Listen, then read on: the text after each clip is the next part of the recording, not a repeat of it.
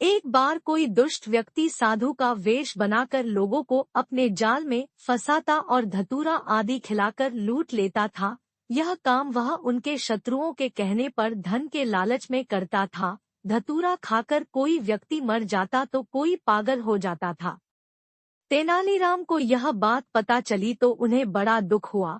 उन्होंने सोचा कि ऐसे व्यक्ति को दंड अवश्य ही मिलना चाहिए, मगर एकाएक ही कुछ नहीं किया जा सकता था क्योंकि धतूरा खिलाने वाले व्यक्ति के खिलाफ कोई सबूत नहीं था। यही कारण था कि वह सरेआम सीना ताने सड़कों पर घूम रहा था।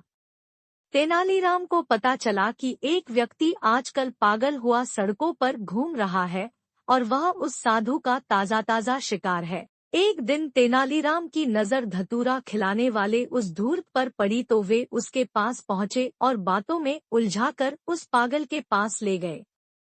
फिर मौका पाकर उसका हाथ पागल के सिर पर दे मारा। उस पागल ने आव देखा न ताव, उसके बाल पकड़कर उसका सिर एक पत्थर से टकराना शुरू कर दिया। पागल तो वह था ही, अपने जुनून में उसने उसे तभी छोड़ा जब उसके प्राण पखेरु उड़ गए। मामला महाराज तक पहुंचा। उस दुष्ट के रिश्तेदारों ने तेनालीराम पर आरोप लगाया कि उसने जानबूझकर उस व्यक्ति को पागल से मरवा दिया। महाराज ने पागल को तो पागलखाने में भिजवा दिया, मगर क्रोध में तेनालीराम को यह सजा दी कि उसे हाथी के पांव से कुचलवा दिया जाए क्योंकि इसने पागल का सहारा लेकर इस प्रकार एक व्यक्ति की हत्या की है। 2 सिपाही उसी दिन शाम को तेनालीराम को जंगल में एक सुनसान स्थान पर ले गए और गर्दन तक उसे धरती में गाड़कर हाथी लेने चले गए। सिपाहियों को गए हुए अभी कुछ ही समय हुआ था कि एक कुबड़ा धोबी वहां आ पहुंचा। क्यों भाई, यह क्या माजरा है? तुम इस तरह जमीन में क्यों गड़े हो? भाई, मैं भी कभी तुम्हारी तरह कुबड़ा था। पूरे 10 वर्षों तक मैं इस कष्ट से दुखी रहा। जो देखता वही मुझ पर हंसता और फलियां कसता था। यहाँ तक कि मेरी पत्नी भी मुझे अपमानित करती थी। आखिर एक दिन मुझे एक महात्मा मिले। उन्होंने मुझे बताया कि इस पवित्र स्थान पर गर्दन तक धरती में धंसकर बिना एक भी शब्द बोले आंखें बंद किए खड़े हो जाओगे तो तुम्हारा सारा कष्ट दूर हो जाएगा। मिट्टी खोदकर मुझे बाहर निकालकर जरा देखो तो सही फकी मेरा कुबड़ दूर हुआ या नहीं। यह सुनते ही धोबी जल्दी जल्दी उसके चारों ओर की मिट्टी हटाने लगा। कुछ देर बाद जब तेनालीराम बाहर आया तो धोबी ने देखा कि उसकी पीठ पर तो कुबड़ का नामोनिशान भी नहीं है।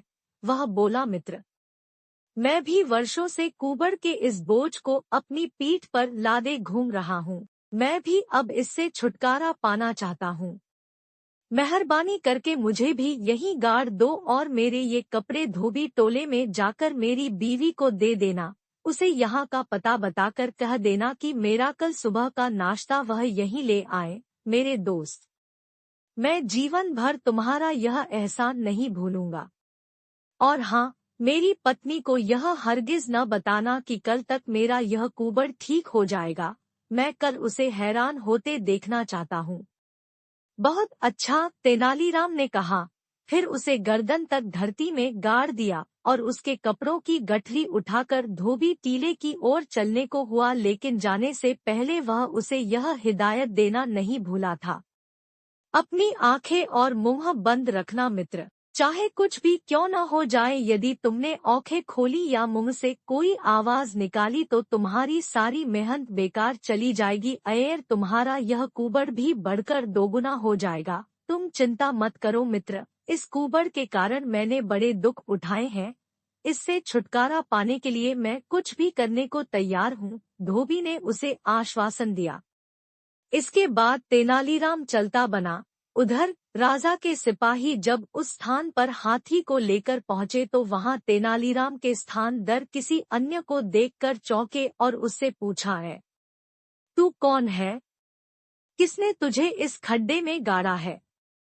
धोबी कुछ न बोला। ओ मूर्ख, कुछ बोलता क्यों नहीं? यहाँ सजा प्राप्त एक आदमी गड़ा हुआ था और हम हाथी से उसका सिर कुचलवाने के लिए हाथी लेने गए थे। लगता है तू अपराधी का कोई रिश्तेदार है और तूने उसे भगा दिया है। खैर, कोई बात नहीं, हम तेरा ही सिर कुचलवा देते हैं। यह सुनते ही धोबी की सिट्टी पिट्टी गुम हो गई। जल्दी से उसने आंखें खोली और बोला, नहीं नहीं दरोगा जी, ऐसा जुल्म न करना। मैं किसी अपराधी का रिश्तेदार नहीं बल्कि कुबड़ा धोबी हूँ। मैं तो अपना कुबड़ ठीक करने के लिए। इस प्रकार उसने उन्हें पूरी बात बता दी। अरे मूर्ख, इस प्रकार भी भला किसी का कुबड़ ठीक होता है? तूने एक अपराधी की मदद करके उसे भगाया है, अब तुझे दंड मिलेगा। धोबी ने सोचा कि बुरे फंसे, मगर उसने अपना संयम नहीं खोया और कुछ सोचकर बोला, देखिए दरोगा जी, यदि आप मुझे दंड दिलवाएंगे तो दंड से आप भी नहीं बचेंगे। मृत्युदंड पाए उस खतरनाक अपराधी को आपको अकेला नहीं छोड़ना चाहिए था। आपकी लापरवाही के कारण ही वह भाग निकला। जब महाराज को मैं ये बात समझा दूंगा तो दोषी मैं नहीं, आप माने जाएंगे। सिपाहियों को तुरंत यह बात समझ आ गई, मगर अब करे भी तो क्या। तभी उन्हें एक वृद्ध अपनी ओर आता दिखाई दिया। क्या बात है दरोगा जी, किस उलझन में फंसे हैं? दरोगा ने उस वृद्ध को जल्दी जल्दी पूरी बात बताई तो वृद्ध बोला, आप व्यर्थ ही चिंतित हो रहे हैं। आप फौरन जाकर महाराज से कहें कि अपराधी को धरती निगल गई, बाकी कोई जिक्र आप लोग करना ही मत। सिपाहियों की समझ में पूरी बात आ गई। वह वृद्ध और कोई नहीं तेनालीराम थे। उधर किसी सूत्र से महाराज को उस व्यक्ति की हकीकत पता चल चुकी थी कि वह धूर्त और पाखंडी था। महाराज का क्रोध भी अब चूंकि शांत हो चुका था, इसलिए उन्हें तेनालीराम की बहुत याद आ रही थी और साथ ही दुख भी हो रहा था कि क्यों उन्होंने क्रोध में आकर ऐसा सख्त आदेश दिया। तभी वे दोनों सिपाही और वह बूढ़ा वहां हाजिर हुए तथा बताया कि महाराज, अपराधी को धरती निगल गई। सुनते ही महाराज खुशी से उछल पड़े, वाह वाह, हम समझ गए कि तेनालीराम अपनी बुद्धि से बच निकला है। ईश्वर का लाख लाख शुक्र है। तुम लोग हालांकि दंड के अधिकारी हो, किंतु तेनालीराम के जीवित बचने की खुशी में हम तुम्हें अभयदान देते हैं, मगर शर्त यह है कि तुम्हें कल तक तेनालीराम को हमारे समक्ष हाजिर करना होगा, अन्यथा तुम्हें कठोर दंड दिया जाएगा। महाराज की जय हो। तभी सिपाहियों के साथ आए बूढ़े ने अपना वेश उतार दिया और बोला, तेनालीराम हाजिर है। ओ तेनालीराम, महाराज ने उसे गले से लगा लिया।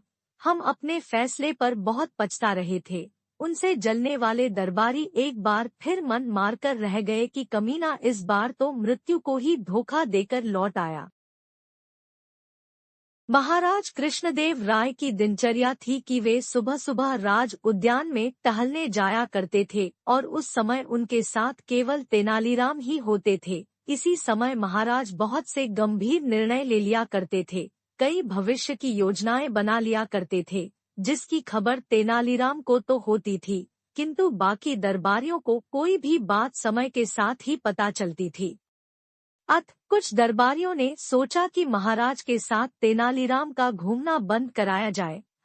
एक रात उन्होंने कुछ गायें लाकर राज उद्यान में छोड़ दी। रात भर में गायों ने उद्यान को उजाड़ कर रख दिया। अगले दिन महाराज भोर में अकेले ही वहां आए तो गायों को वहां चरता देख और उद्यान की उजड़ी हुई हालत देखकर वे आगबूला हो उठे। उन्होंने फौरन माली को तलब किया, ये गायें राज उद्यान में कैसे आईं? महाराज, सहमकर माली बोला, ये गायें तो तेनालीराम जी ने यहाँ छुड़वाई हो। तेनालीराम ने महाराज को बड़ा आश्चर्य हुआ। इसी बीच अन्य दरबारी भी उद्यान में आ गए। मामले को समझते ही वे बोले, महाराज, दरअसल तेनालीराम को आप हर रोज अपने साथ घूमने के लिए बुला लेते हैं, इसी कारण क्रोधित होकर उसने ऐसा कदम उठाया होगा कि न उद्यान रहेगा, न आप घूमेंगे और न समय समय उन्हें बुलाएंगे। महाराज को यह सुनकर बड़ा क्रोध आया। उन्होंने तुरंत आदेश दिया कि उद्यान में हुए नुकसान के बदले तेनालीराम से 5,000 स्वर्ण मुद्राएं वसूली जाएं और इन गायों को राज्य की पशुशाला में भिजवा दिया जाए। दिन चढ़ते चढ़ते ये खबर तेनालीराम तक भी जा पहुंची। 3 दिन तक वह दरबार में आए ही नहीं। 3 दिन बाद दरबार में आए, उनके साथ कुछ ग्वाले भी थे। तेनालीराम ने महाराज को प्रणाम किया और बोले, महाराज, मुझसे जुर्माना वसूल करने का आदेश देने से पहले आप कृपा कर इनकी बात सुन ले। उसके बाद ही मेरे बारे में कोई राय कायम करे। ठीक है। महाराज वालों से मुखातिब हुए, क्या कहना चाहते हैं आप लोग? महाराज, आपके कुछ दरबारी हमसे हमारी गायें खरीद कर लाए थे, मगर उन्होंने आज चौथे दिन तक भी उन गायों की कीमत अदा नहीं की। हमारी महाराज से विनती है कि हमें हमारी गायों की कीमत दिलाई जाए। राजा कृष्णदेव राय ने सारी बात की जांच की तो पता चला कि तेनालीराम को बदनाम करने के लिए दरबारियों ने यह चाल चली थी। महाराज ने हुक्म दिया कि जो 5,000 स्वर्ण मुद्राओं का जुर्माना तेनालीराम को भरना था, वह जुर्माना अब गायों को खरीद कर लाने वाले दरबारी भरेंगे तथा गायों की कीमत भी वे ही चुकाएंगे। ये कार्य अविलंब आज ही हो। इस प्रकार तेनालीराम की बुद्धि से वे बेचारे एक बार फिर मात खा गए। तेनालीराम का जन्म 16वीं शताब्दी में भारत के आंध्र प्रदेश राज्य के गुंटूर जिले के गांव गर्लापाड़ू में हुआ था। तेनालीराम एक तेलुगु ब्राह्मण परिवार में जन्मे थे। वह पेशे से कवि थे। वह तेलुगु साहित्य के महान ज्ञानी थे। अपने वाक चातुर्य के कारण वह काफी प्रख्यात थे और उन्हें विकट कवि के उपनाम से संबोधित किया जाता था। तेनालीराम के पिता गर्लापति रामैया तेनाली गांव के रामलिंगेश्वरा स्वामी मंदिर के पुजारी हुआ करते थे। तेनालीराम जब आयु में युवा थे तभी उनके के पिता गर्लापति रामैया की मृत्यु हो गई और उसके बाद उनकी माता उन्हें लेकर अपने गांव तेनाली अपने भाई के पास रहने चली गई थी। तेनालीराम शिव भक्त भी थे, इसलिए उन्हें तेनाली रामलिंगा के नाम से भी पुकारा जाता था। इतिहासकारों के मुताबिक कुछ समय के बाद उन्होंने वैष्णव धर्म अपना लिया था।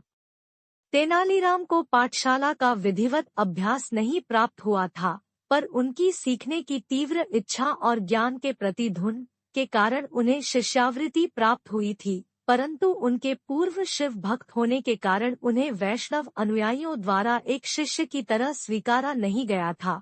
फिर एक महान संत ने उन्हें काली की पूजा करने की सलाह दी और ऐसा कहा जाता है कि संत की बात मानकर तेनालीराम ने काली देवी की खूब तपस्या की और उसी के परिणाम स्वरूप तेनालीराम को देवी काली से उत्कृष्ट हास्य कवि बनने का वरदान मिला। तेनालीराम ने अपने आगे के जीवन में भागवत मेला मंडल के साथ जुड़ाव किया और एक दिन भागवत मेला मंडल महाराज कृष्णदेव राय के दरबार में अपना कार्यक्रम प्रदर्शित करने के लिए पहुंचा। उन्होंने अपने प्रभावशाली प्रदर्शन से राजा कृष्णदेव राय को बहुत प्रभावित कर दिया और कृष्णदेव राय तेनालीराम को अपने दरबार में 8वें स्कॉलर अष्टदिग्गज मंडल में हास्य कवि के पद पर शामिल कर लिया। महाराज कृष्णदेव राय वर्ष 1509 से 1529 तक विजयनगर की राजगद्दी पर विराजमान थे। तब तेनालीराम उनके दरबार में एक हास्य कवि और मंत्री सहायक की भूमिका में उपस्थित हुआ करते थे। इतिहासकारों के मुताबिक तेनालीराम एक हास्य कवि होने के साथ साथ ज्ञानी और चतुर व्यक्ति थे। तेनालीराम राज्य से जुड़ी विकट परेशानियों से उभरने के लिए कई बार महाराज कृष्णदेव राय की मदद करते थे। उनकी बुद्धि चातुर्य और ज्ञान बोध से जुड़ी कई कहानियां हैं, जिनमें से कुछ चुनिंदा कहानियां इस ऐप में बताई गई है।